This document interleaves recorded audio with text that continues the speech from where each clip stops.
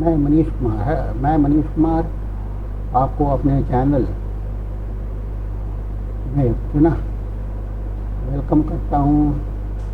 आज पिछले वीडियो में हम लोगों ने जाना था कि भारत में 16th और 18th सेंचुरी के बीच यूरोपीय कंपनियां व्यापार करने क्यों आई थीं।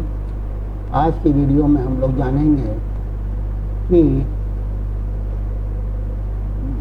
पुर्तगाली जो सबसे पहले 16th और 18th सेंचुरी के दौरान भारत व्यापार करने आने वाले थे, ये उनकी कॉमर्शियल एक्टिविटीज़ डिफरेंट एस्पेक्ट्स क्या थे, उनकी नॉन कॉमर्शियल एक्टिविटी क्या थी। 16th सेंचुरी के फर्स्ट हाफ तक में जो गवर्नर पुर्तगाल से आए उनकी क्या भूमिका थी पुर्तगालियों के व्यापारिक गतिविधियों को एक सॉलिड फाउंडेशन देने में। उनकी भारत में उनके शासन की क्या विशेषताएं थी, उस पर हम लोग बातचीत करेंगे। पुर्तगालियों के संबंध मुगलों से कैसे थे, अंग्रेज़ों से कैसे थे और डच से किस प्रकार के उनके संबंध थे। उनकी जो भारत के इतिहास में कंट्रीब्यूशन रहा है उस पर भी हम लोग उसका भी विश्लेषण करेंगे और अंत में हम लोग उनका पतन क्यों हुआ भारत में, उनका डिक्लाइन क्यों हुआ, उनकी शक्ति में कमी क्यों आई, इस पर भी हम लोग बातचीत करेंगे। चलिए हम लोग वीडियो को शुरू करते हैं, लेकिन वीडियो को शुरू करने के पहले मैं चाहूँगा कि वीडियो को आप शुरू से लेकर आखिर तक देखें। साथ ही आपके मन में कोई सवाल पैदा होता है, प्रश्न उठता है, उसको कमेंट बॉक्स में ज़रूर दें। लाइक करें, शेयर करें, सब्सक्राइब करें और बेल आइकन के बटन को प्रेस करना ना भूलें, ताकि बाद में आने वाले जो वीडियो हैं उसके नोटिफिकेशन आप तक पहुंच सके। चलिए तो हम लोग वीडियो शुरू करते हैं। पुर्तगीज का व्यापारिक संबंध जो है भारत के साथ तब से शुरू हो गया था जब वास्को डी गामा ने 1498 में समुद्री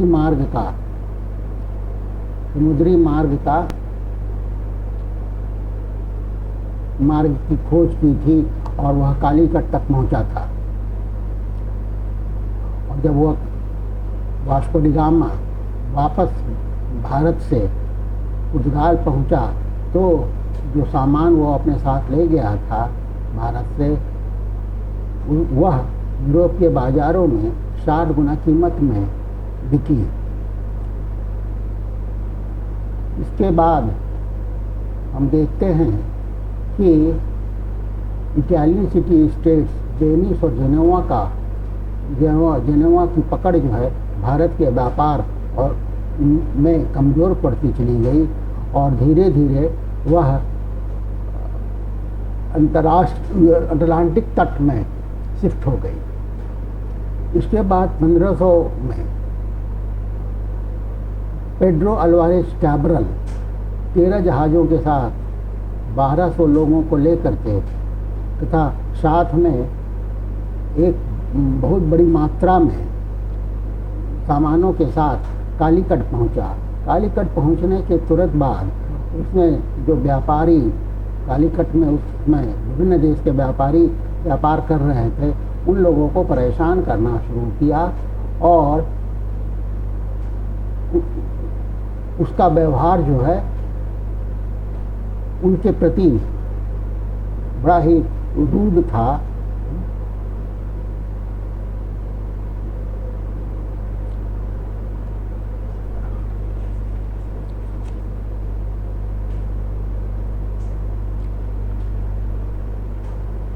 और ये व्यापारी मुख्यतः अरब देशों के थे। तो बहुत ही उसका और उसकी जो महत्वाकांक्षा थी वह भी असीमित हो गई, और जिसके कारण जो जमोरिन कालीकट का था वह नाराज हो गया। यह नाराजगी जमोरिन कालीकट की यह नाराजगी शत्रुतापूर्ण रवैये में बदल गया जब उसने अरब के व्यापारियों को कालीकट से निष्कासित करने का प्रयास किया। 1502 में वास्को डी गामा पुनः भारत आया, और अपने इस विजिट के दौरान उसने कोचीन और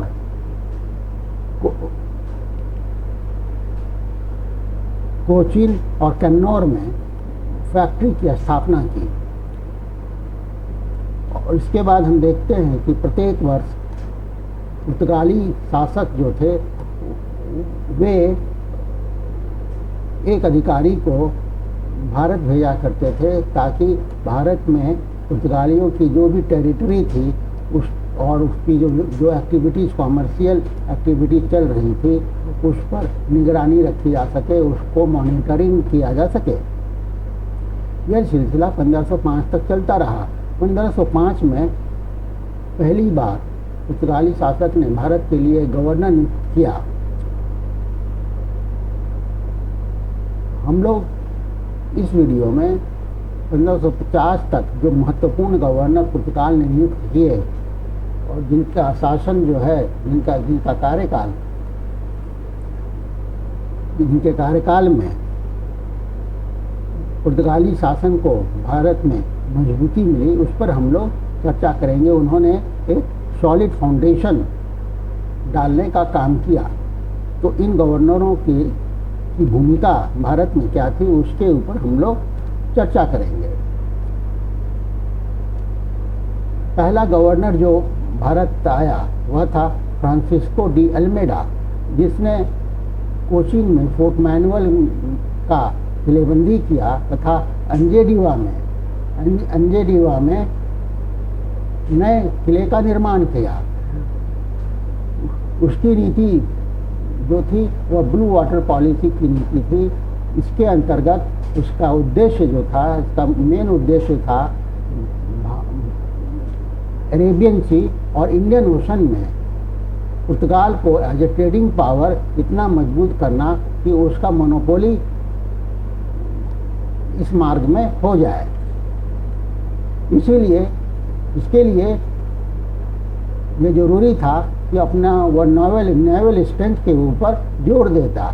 इसलिए हम देखते हैं कि जिस भी किले का निर्माण पुर्तगालियों ने भारत में या पूर्वी देशों में किया, वो सभी तटीय क्षेत्र थे। वह भारत के किसी अंदरूनी हिस्से अर्थात इंटरलैंड में उड़ जाने का पुर्तगालियों ने प्रयास नहीं किया। चूँकि अरब की मोनोपोली थी व्यापार में, अतः उनकी मोनोपोली को तोड़ने के लिए फ्रांसिस्को डी अल्मेडा को कंबाइंड मुस्लिम फ्लीट के विरुद्ध 2 नौसैनिक युद्ध करना पड़ा। पहला युद्ध 1508 के जनवरी महीने में हुआ। यह युद्ध चौल में हुआ, जिसमें पुर्तगालियों की शर्मनाक हार हुई, और इस युद्ध में अल्मेडा ने अपने पुत्र को भी खो दिया। लेकिन अगले ही वर्ष फरवरी 1509 में दूसरे नौसैनिक युद्ध होता है दीव में, जहाँ पर कि पुर्तगाली जो है अपनी हार का बदला लेते हैं। इसके बाद अल्फांसो डी अल्बुकर्क भारत में गवर्नर नियुक्त होकर के आया। इसने अपने गवर्नरशिप में गोवा पर 2 बार अधिकार किया, और जो कि बीजापुर के आदिलशाही सुल्तान के अधीन था।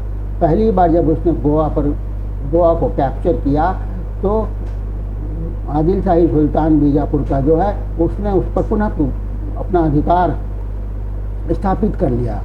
दूसरी लड़ाई में अल्बुकर्क को एक हिंदू चीफ्टेन टिमोजी से सहायता मिली, और उसके बाद जब उसने गोवा पर अधिकार किया तो वह स्थायी सिद्ध हुआ। उसने श्री कृष्ण देव राय से 1510 में ही भाटकल जीत लिया, और लेकिन उसने यह महसूस किया कि पुर्तगालियों का एकाधिकार या मोनोपोली इस क्षेत्र में एक व्यापारिक शक्ति के रूप में तब तक नहीं हो सकता है जब तक कि पुर्तगालियों का अधिकार मोलक्का, होर्मुज और अदन पर ना हो जाए। इसलिए मोलक्का के ऊपर पुर्तगालियों का 1511 में तथा होर्मुज पर 1515 में अधिकार हो गया। अदन पर उनका अधिकार नहीं हो सका। पुर्तगालियों की स्थिति को और मजबूत करने के लिए अल्बुकर्क ने जो पुर्तगाली भारत में थे उनको प्रोत्साहित किया कि वे स्थानीय लोगों के साथ वैवाहिक संबंध बनाएं ताकि पुर्तगालियों की स्थिति भारत में मजबूत हो।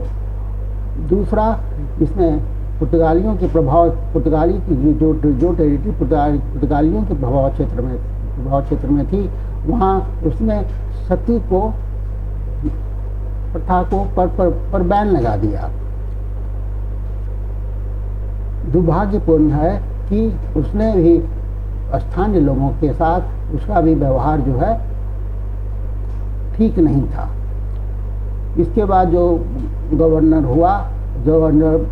आया वो था डियोगो लोपोस सिक्वेरा।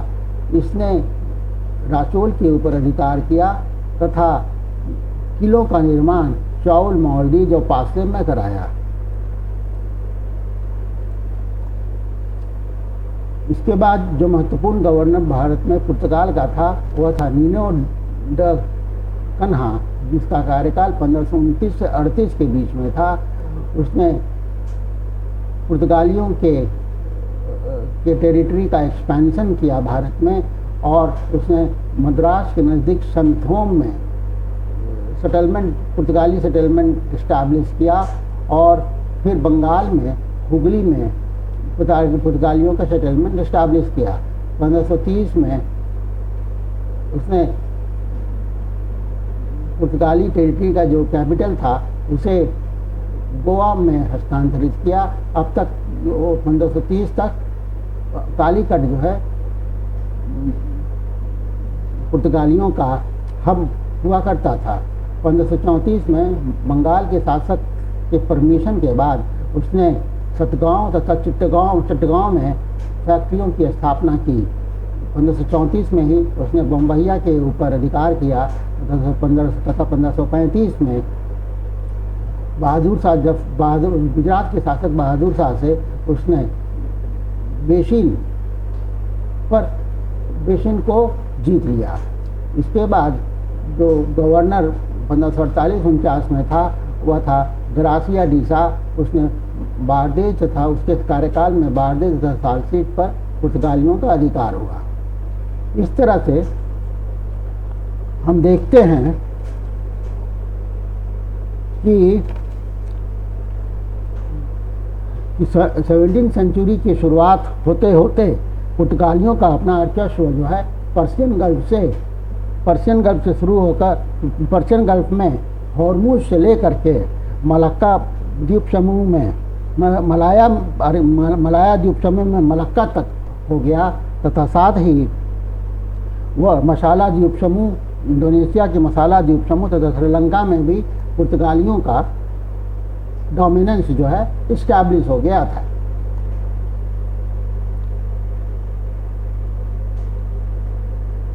अब हम लोग ये देखते हैं कि भारत और पूर्वी देशों में, भारत में उनका जो है सेटलमेंट कहाँ कहाँ था। तो मालाबार रीजन की अगर हम देखें तो उनका सेटलमेंट जो है कालीकट में था।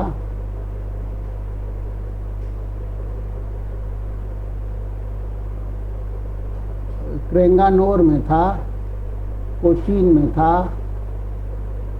कोलम में था,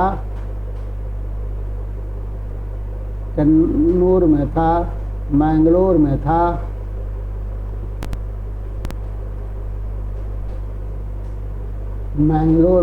था, और होनावर अथवा भाटकल में था। वेस्टर्न कोस्ट में गोवा, चावल, सालसीट, बम्बैया, दमन, सूरत, दीव में था।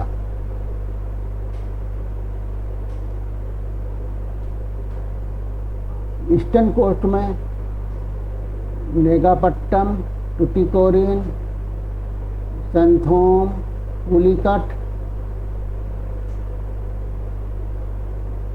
और मछलीपट्टनम में था। बंगाल में हुगली, बांडेल और चित्तगांव में था।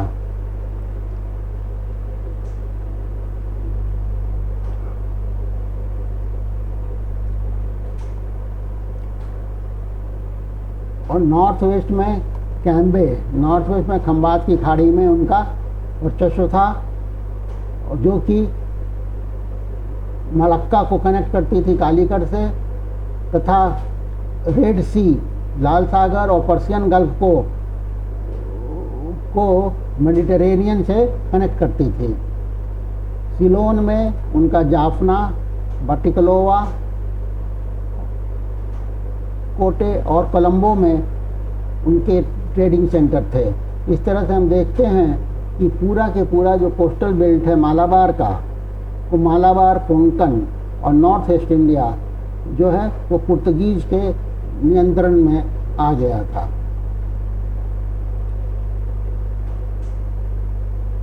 अब हम लोग देखें कि पुर्तगीज के शासन का भारत में क्या विशेषता थी।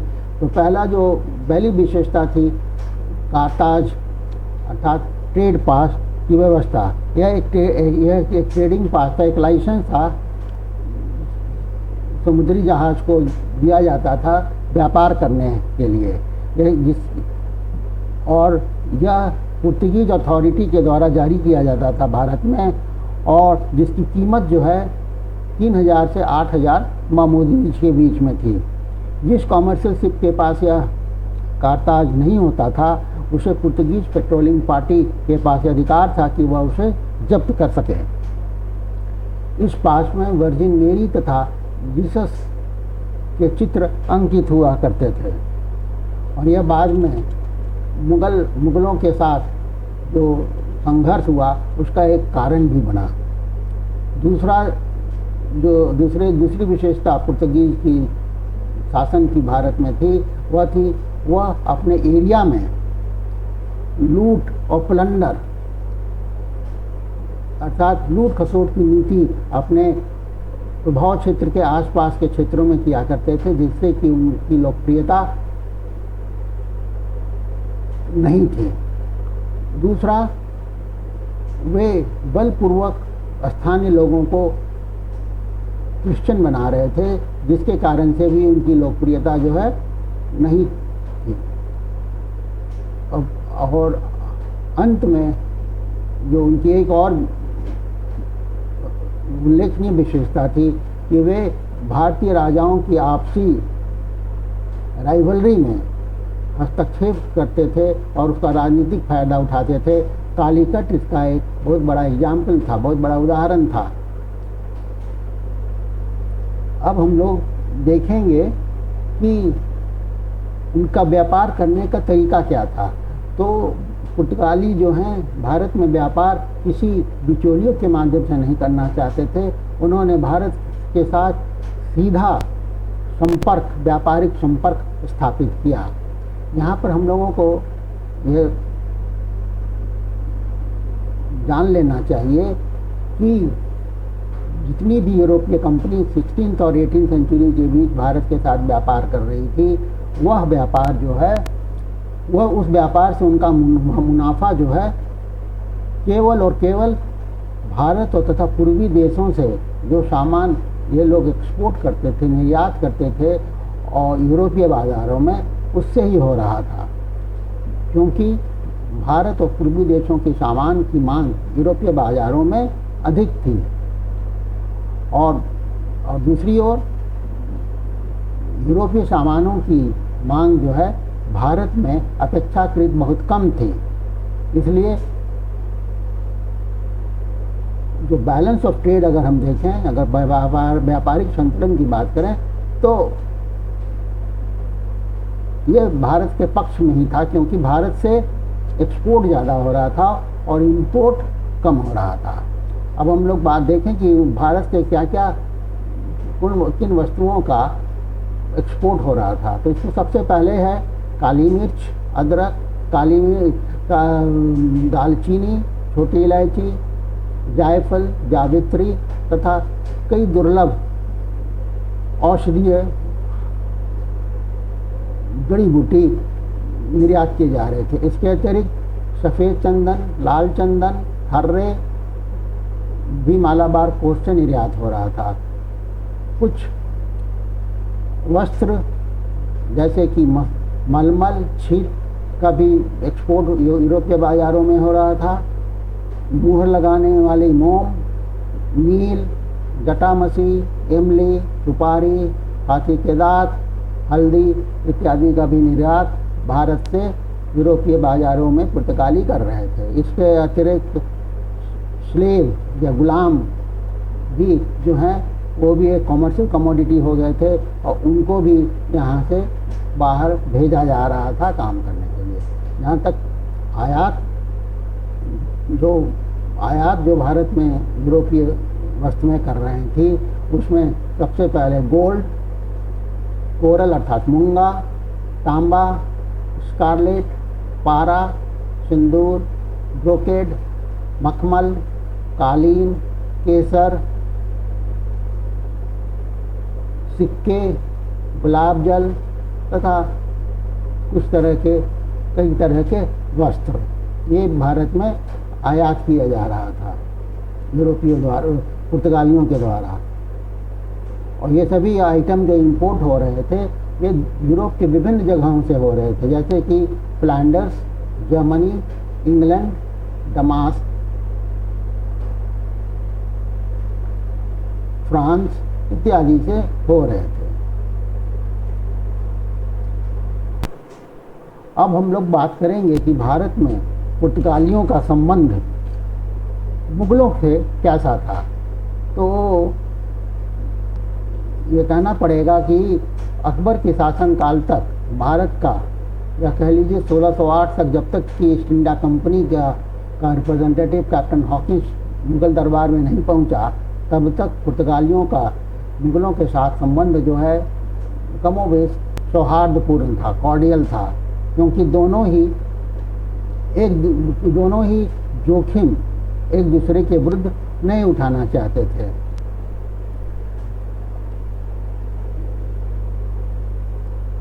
क्योंकि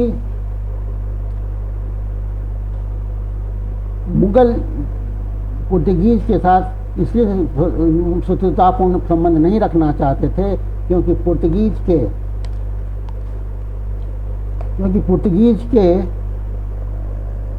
की जो सामुद्रिक शक्ति थी वह मुगलों की अपेक्षा ज़्यादा स्ट्रांग थी, मजबूत थी, तथा अतः वे मुगल व्यापारिक जहाज़ों को नुकसान पहुंचा सकते थे अगर उनके साथ उनका संबंध जो है सौहार्दपूर्ण नहीं रहता।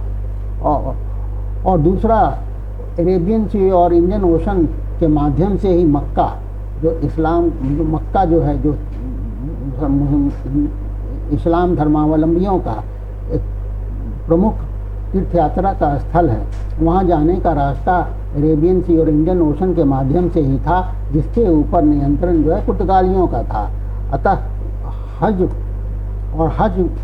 यात्रा का मुगल्स जो हैं वो न केवल स्पॉन्सरर के रूप में जाना चाहते थे, बल्कि उसके एक प्रोटेक्टर, उसके रक्षक के रूप में भी अपने आप को इस्टेब्लिश करना चाहते थे। और तीसरा कारण जो मुगल्स जो हैं पुर्तगीज के साथ सौहार्दपूर्ण या संबंध चाहते थे, इसका कारण यह था कि वे नहीं चाहते थे कि मराठों के साथ पश्चिमी भारत में और कोंकण में वो किसी तरह का साठगांठ जो है मुगलों के विरुद्ध करें। इसलिए भी वो पुर्तगीज के साथ सौहार्दपूर्ण संबंध बनाए रखना चाहते थे। पुर्तगीज भी दूसरी ओर पुर्तगीज भी मुगलों की शक्ति से भली भांति परिचित थे और वे भी किसी प्रकार का जोखिम मुगलों से संबंध खराब करके नहीं उठाना चाहते थे। लेकिन दोनों के बीच जो है संपर्क जो है 1572-73 तक नहीं स्थापित हुआ। 1572-73 में जब अकबर ने गुजरात के ऊपर जीत प्राप्त की तब उनका संपर्क जो है पुर्तगालियों से हुआ। हालांकि इसके पहले कॉन्फ्लिक्ट स्क्वायर अर्थात दोनों के बीच संघर्ष की स्थिति या पैदा हुई थी 1535 में, जब मुगलों ने बीरवेन पर तथा 1565 में दमन के ऊपर घेरा डाला था। लेकिन पुर्तगीज इस पर कोई रिस्पॉन्ड करते उसके पहले ही इन लोगों ने घेरा उठा लिया था, इसलिए किसी तरह का कोई संघर्ष दोनों के बीच नहीं हुआ। इसी प्रकार 1569 में गल्फ ऑफ कैम्बे में पुर्तगीज ने अपने दुश्मनों को एलिमिनेट करने के लिए, हटाने के लिए एक अभियान चलाया था और इसी अभियान को चलाते चलाते वे दमन के नज़दीक मुगल का जो स्ट्रांग होल्ड परनेल था वहाँ तक के पहुँच गए थे। वहाँ भी इन्होंने गोलीबारी की थी, लेकिन कुछ दिनों के बाद ये गोलीबारी जो है बंद कर दी गई। इस तरह से 3 अवसर ऐसे थे जहाँ की दोनों मुगलों और पुर्तगालियों के बीच संघर्ष हो सकता था, लेकिन यह संघर्ष किसी कारण से टल गया। 1572 में अकबर की बुआ जो है वो हज करने के लिए मक्का जा रही थी और इस दौरान वे सूरत में कारताज के लिए इंतज़ार कर रही थी, कारताज ट्रेड पास के लिए इंतज़ार कर रही थी और उसी दौरान उन्होंने कारताज के रूप में वलसाड को पुर्तगालियों को दे दिया। लेकिन जब वह हज करके वापस आई तो उन्होंने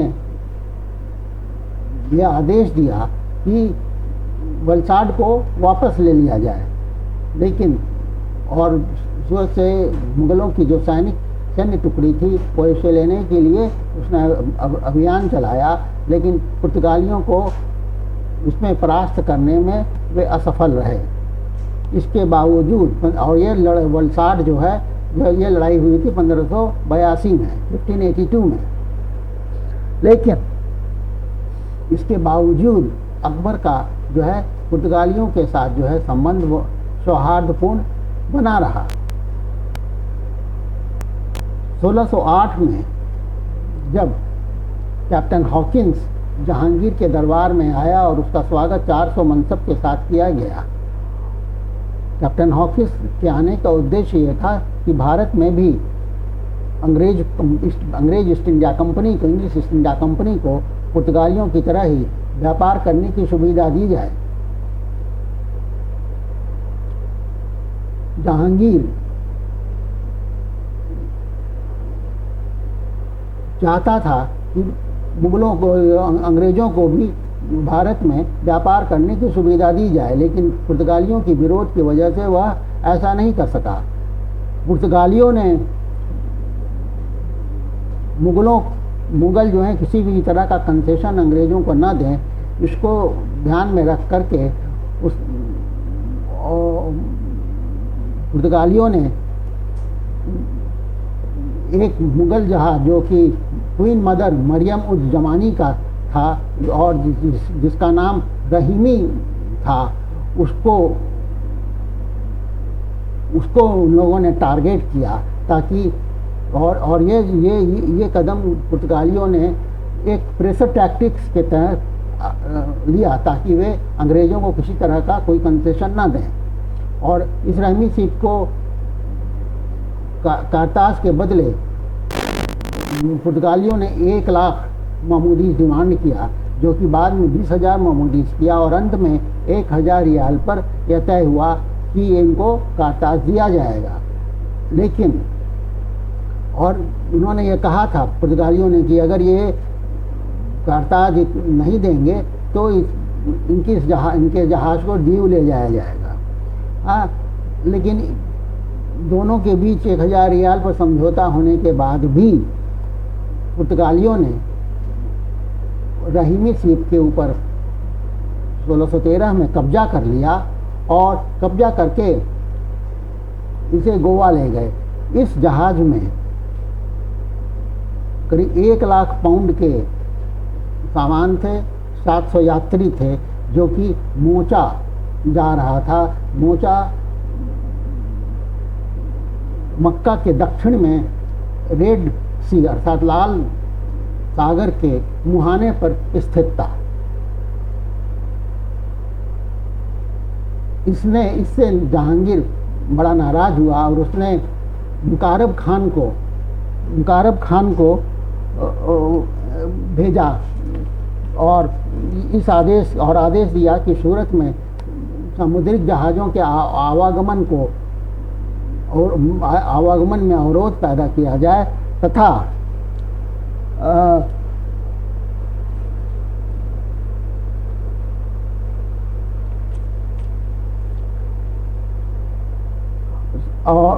पैदा किया जाए और साथ ही साथ दमन पर भी घेरा डाल दिया। इसके अतिरिक्त उसने आगरा में जेसुइट चर्च, जो कि अकबर के शासनकाल के दौरान बनाया गया था, उसको बंद करने का आदेश दिया तथा जो भी अलावेंसेस पुर्तगीज को दिए जा रहे थे उन सारी सुविधाओं को उसने बंद कर दिया।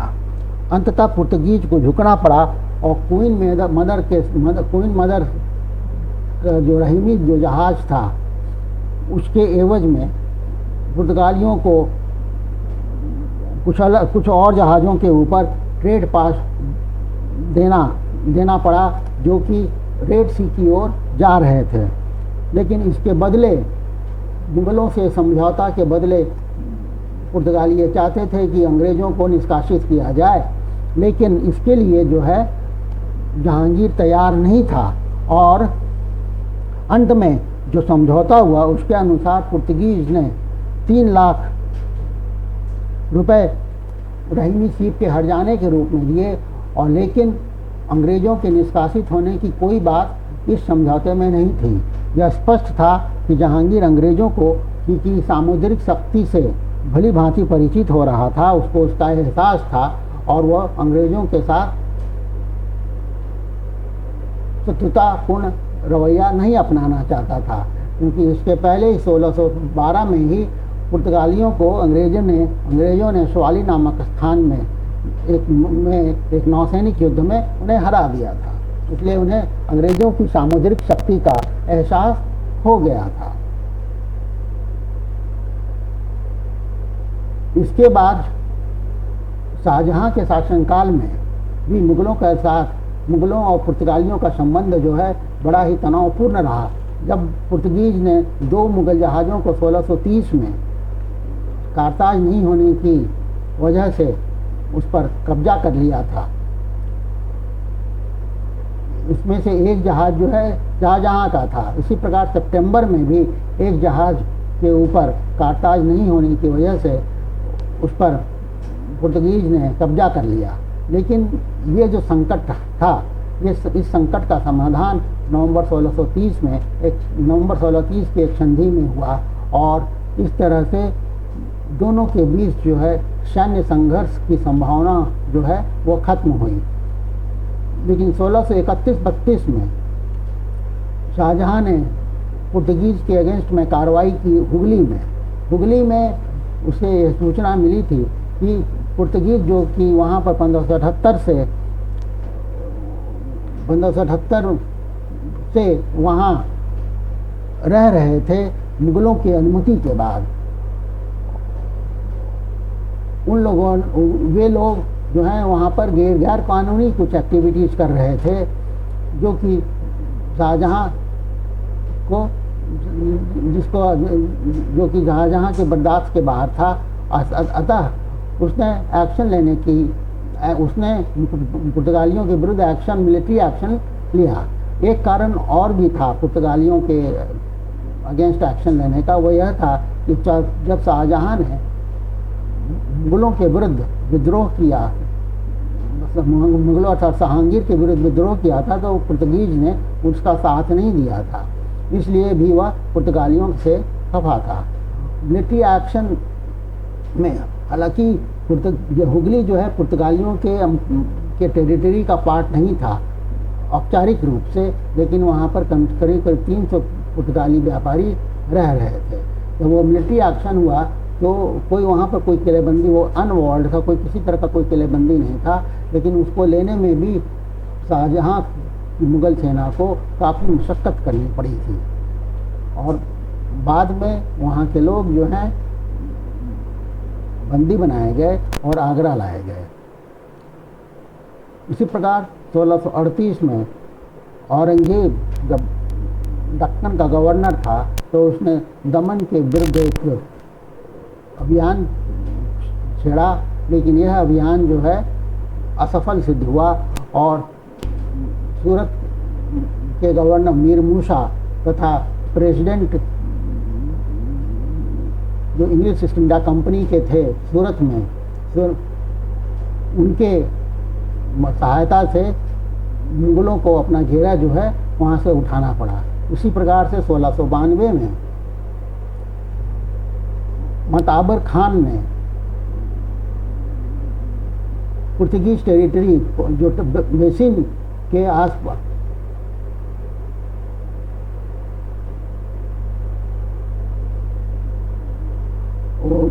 पुर्तगीज टेरिटरी पर आक्रमण किया तथा जो कि बेसिन के नज़दीक था वहाँ पर उस पर आक्रमण किया, और लेकिन पुर्तगीज के डिप्लोमेटिक अप्रोच की वजह से मुगल एम्परर औरंगजेब ने इस आक्रमण को रोक दिया, और मातबर खां को यह आदेश दिया गया कि वह जो भी प्रिजनर्स और जो भी युद्धबंदी हैं उन्हें वापस करे तथा 2 लाख रुपए पुर्तगीज को एज कंपनसेशन दे।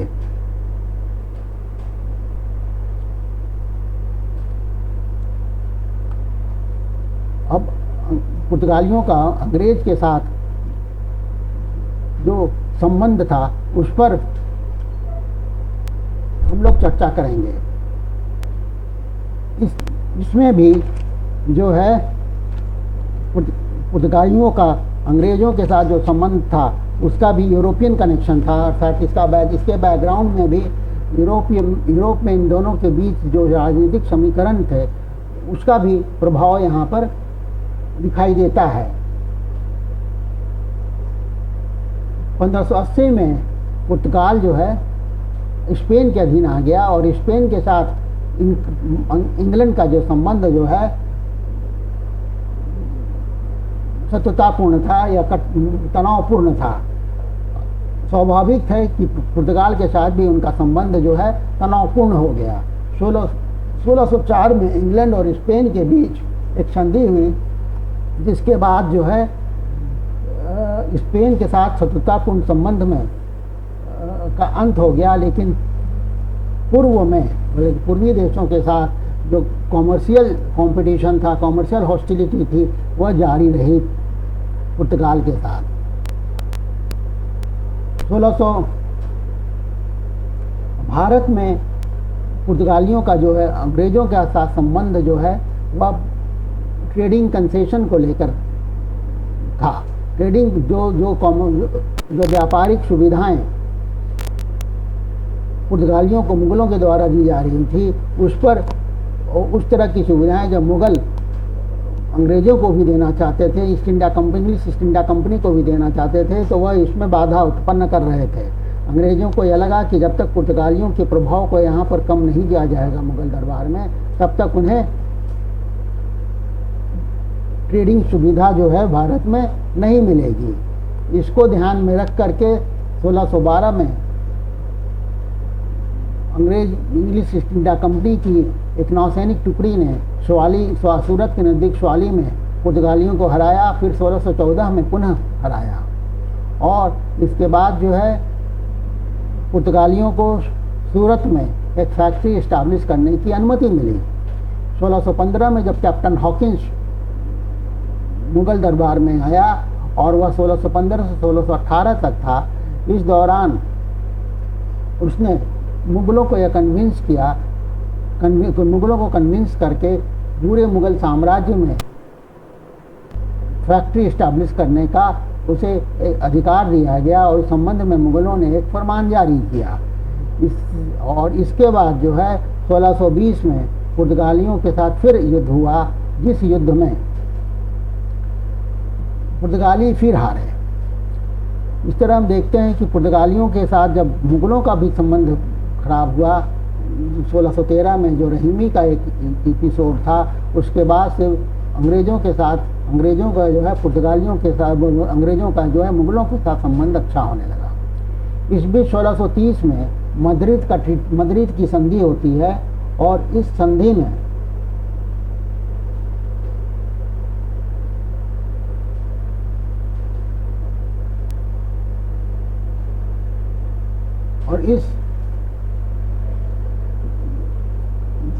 संधि के बाद जो है पुर्तगाल के साथ कॉमर्शियल हॉस्टिलिटी में कुछ कमी आती है, व्यापारिक जो प्रतिस्पर्धा है वह कम होती है, लेकिन पूरी तरह से ख़त्म नहीं होती है।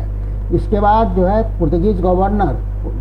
भारत में पुर्तगीज गवर्नर और president of English Surat factory के बीच में एक कन्वेंशन साइन होता है, जिसमें यह तय होता है कि दोनों एक दूसरे को गारंटी देते हैं कि दोनों के बीच में व्यावसायिक शांति रहेगी। 1640 में पुर्तगाल जो है स्पेन से स्वतंत्र हो जाता है और इसके बाद दोनों के बीच के जो संबंध हैं, पुर्तगाल और इंग्लैंड के संबंध सुधरते हैं और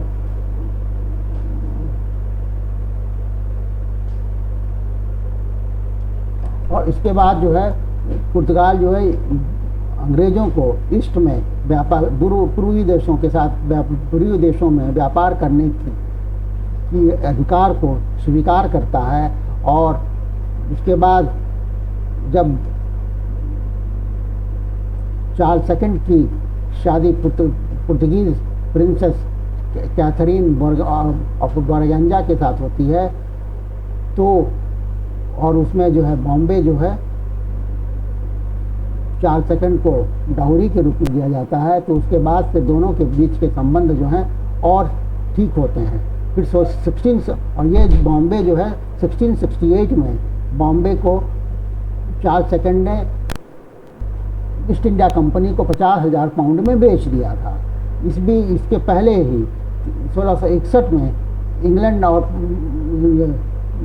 ईस्ट इंडिया कंपनी और पुर्तगीज के बीच एक संधि होती है, जिसमें अंग्रेज यह आश्वासन देते हैं पुर्तगालियों को कि वह डच के विरुद्ध पुर्तगालियों की सहायता करेंगे। अब जहाँ तक डच के साथ रिलेशन का संबंध है, तो इसका भी यूरोपीय कनेक्शन था। भारत में क्योंकि पुर्तगाल जो है स्पेन का पार्ट था और स्पेन के साथ डच का रिलेशन जो है, संबंध जो है यूरोप में तनावपूर्ण था, क्योंकि स्पेन जो है हॉलैंड के इंडिपेंडेंस के विरोधी थे और दूसरा इसलिए वो पुर्तगीज को भारत से निष्कासित करना चाहता था, भारत तथा पूर्व के अन्य देशों से निष्कासित करना चाहता था।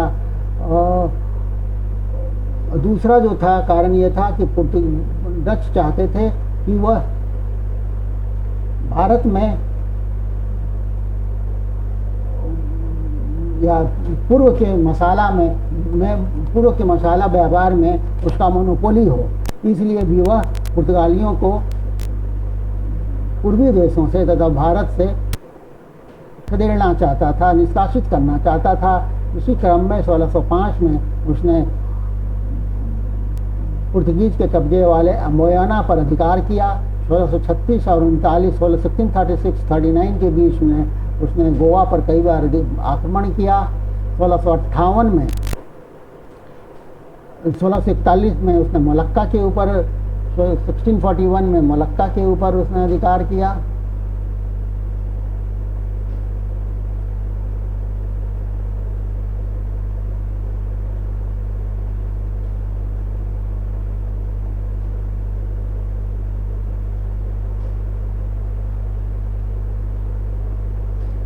मलाक्का के ऊपर अधिकार किया। 1658 तक उसने सिलोन में जितने भी पोर्तुगीज के सेंटर थे उसके ऊपर अधिकार किया। और 1671 में और 1601 सभी सेंटर पर अधिकार किया। और मद्रास के नज़दीक जो नेगापट्टनम में भी डच ने पुर्तगीज को वहाँ से बाहर निकाला, पराजित किया। वहाँ से 1671 तक डच ने मालाबार तट में स्थित पुर्तगीज के किलों पर भी अधिकार कर लिया। 1671 तक मालाबार में जितने भी पुर्तगीज के किले थे वे उन सभी पर डच वालों का नियंत्रण हो गया। इस तरह से इनके संबंध जो हैं पुर्तगीज के डच के साथ संबंध जो हैं बहुत ही कटुतापूर्ण है। और अंत में उन्हें वहाँ से डच ने उनके प्रभाव वाले क्षेत्र से बाहर किया। अब हम देखते हैं कि पुर्तगीज का जो कंट्रीब्यूशन है, देन है भारत के इतिहास में, वो क्या था। तो पुर्तगीज का जो पहला तो ये था सामाजिक, आर्थिक और सांस्कृतिक प्रभाव भारत के इतिहास में पुर्तगालियों का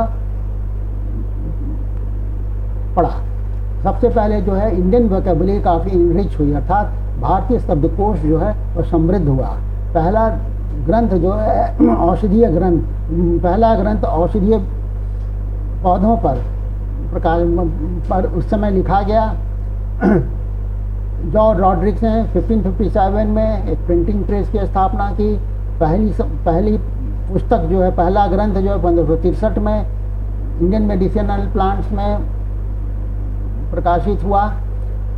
भारतीय सामानों जैसे कि मसाले और मलमल को ग्लोबल मार्केट मिला, अर्थात विश्व पटल पर विश्व बाजार में इनकी पहुंच बनी। भारत के मसाले और मलमल, भारत के कोस्टल रीजन में व्यापार का विस्तार पुर्तगालियों की वजह से हुआ। उन्होंने नई सब्जियों तथा फल के खेती को इंट्रोड्यूस किया। इसमें टोबैको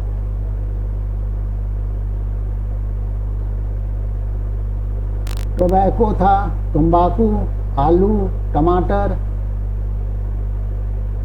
मेज अर्थात भुट्टा, पपाया, मूंगफली, अमरूद, एवोकेडो और मिर्च, ये सभी वस्तुएं जो हैं भारतीय कुजीन के इंटीग्रल पार्ट हो गए हैं। और उसी तरह से फर्मेंटेशन टेक्निक जो है पुर्तगालियों की ही देन है। उसने फर्मेंटिंग जो कि जिसकी वजह से लेवेंड ब्रेड या डबल रोटी या ब्रेड जो हम देखते हैं वो इन्हीं के समय से शुरू हुई। कुलिनरी इन्फ्लुएंसेस भी हम देखते हैं। ये पुर्तगीज ही थे जिन्होंने वाइन को भारतीय कुकिंग में लोकप्रिय पॉपुलर बनाया। उसी तरह से डिफरेंट टाइप्स ऑफ विनेगर का इस्तेमाल उन्हीं की वजह से है। और उनका प्रभाव हम देख सकते हैं जो अभी के जो भारत के जो डिशेस हैं, जैसे वड़ा पाव, पाव भाजी, उसी समय से पॉपुलर हुआ। अल्फांसो मैंगो जो है डेवलप करने का श्रेय भी पुर्तगालियों को है। ये इनफैक्ट इसका नाम जो है पुर्तगाली वाइसराय के नाम पर दिया गया। वे लोग कैशू नट अर्थात काजू भी भारत में इंपोर्ट कर रहे थे और उसका इस्तेमाल भारतीय मिठाइयों, स्नैक्स वगैरह को डेकोरेट करने के लिए कर रहे थे। यह भी इनका ही कंट्रीब्यूशन है। इसके अतिरिक्त अगर हम देखें उनका नेवल मिलिट्री कंट्रीब्यूशन है, आर्किटेक्चर में कंट्रीब्यूशन है। नेवल में उनका जो कंट्रीब्यूशन है नौसेना में वो है कि उन्होंने पहली बार इन लोगों ने ही, पुर्तगीज ने ही जहाज़ों को अस्त्र से सुसज्जित किया। वो इसके पायोनियर थे। इसलिए दूसरी ओर पैरेड वगैरह, इन्फेंट्री ट्रूप का जो पैरेड जो है उन्होंने ही स्टार्ट किया। और ये जो है इन्फेंट्री की परेड जो है वह स्पेनिश अप्रोच के ऊपर आधारित था। और ये 1630 के दशक में उन लोगों ने शुरू किया।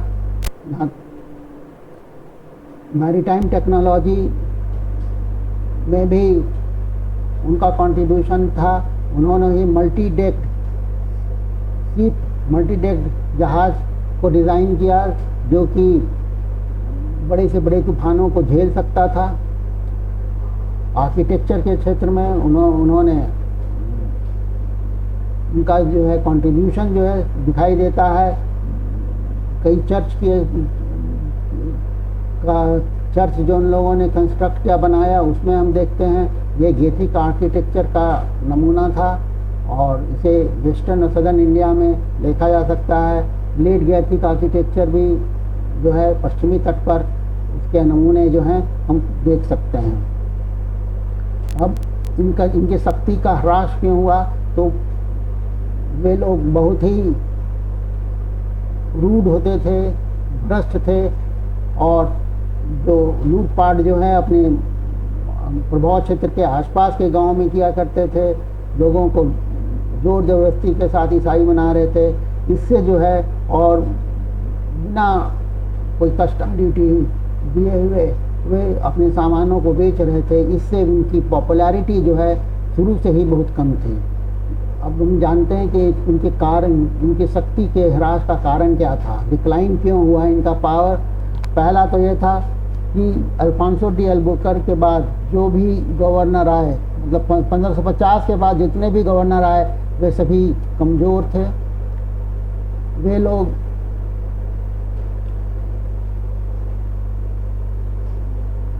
फैनाटिक थे। वे लोग दूसरों की रिलीजन, दूसरे की रिलीजियस बिलीफ व धार्मिक विश्वास को बर्दाश्त नहीं करते थे, इंटॉलरेंट थे और लोगों को ज़बरदस्ती बलपूर्वक जो है ईसाई बना रहे थे। इससे भी उनकी जो है वो लोगों से वो दूर होते चले गए। और पुर्तगीज लोग जो हैं उनका जो एडमिनिस्ट्रेशन था वे लोग बहुत ही स्वार्थी थे। वे लोग अपने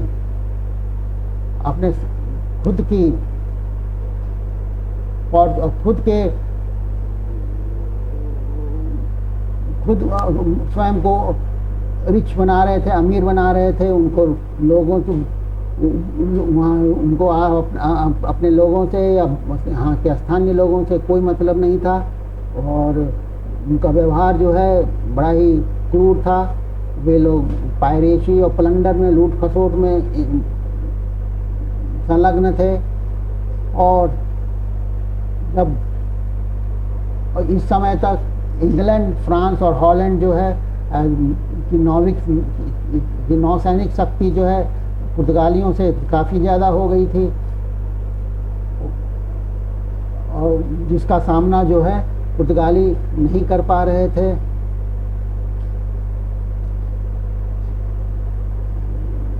और ये जो है 17वीं सेंचुरी आते आते उनकी शक्ति जो है नौसैनिक शक्ति जो है इंग्लैंड, फ्रांस और हॉलैंड की अपेक्षा कम हो गई थी।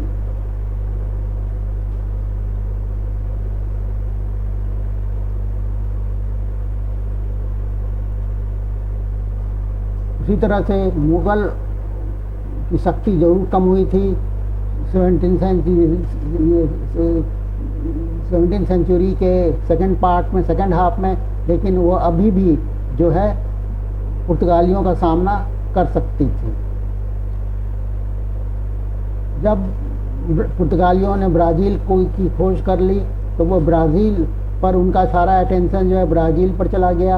उन्होंने भारत पर अपना ध्यान देना जो है कम कर दिया।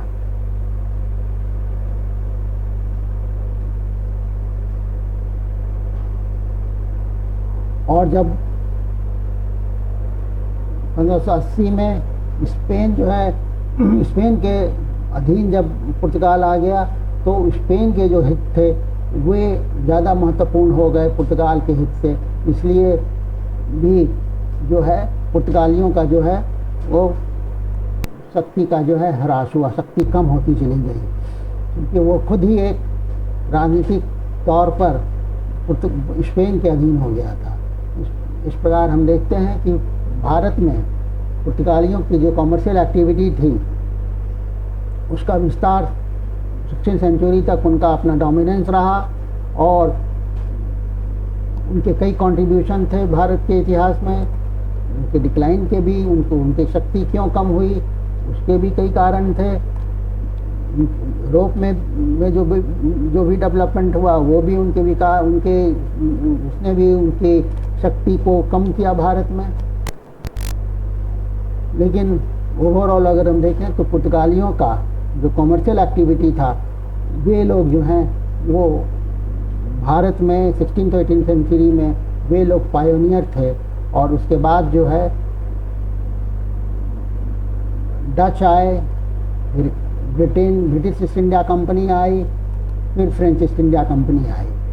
उन लोगों ने भी, पुर्तगाल जो है एक इंस्पिरेशन था इन लोगों के लिए। इस तरह से इस वीडियो को मैं यहाँ पर समाप्त करता हूँ। अगली वीडियो में हम लोग बात करेंगे डच की कॉमर्शियल एक्टिविटी पर, डच की जो कॉमर्शियल एक्टिविटी भारत में हुई उसके ऊपर बातचीत करेंगे। और एक बार मैं पुनः आपसे अनुरोध करूँगा कि आप अपना कमेंट बॉक्स में दें, इस वीडियो को लाइक करें, शेयर करें, सब्सक्राइब करें तथा बेल आइकन को प्रेस करें। Thank you for watching. Thank you.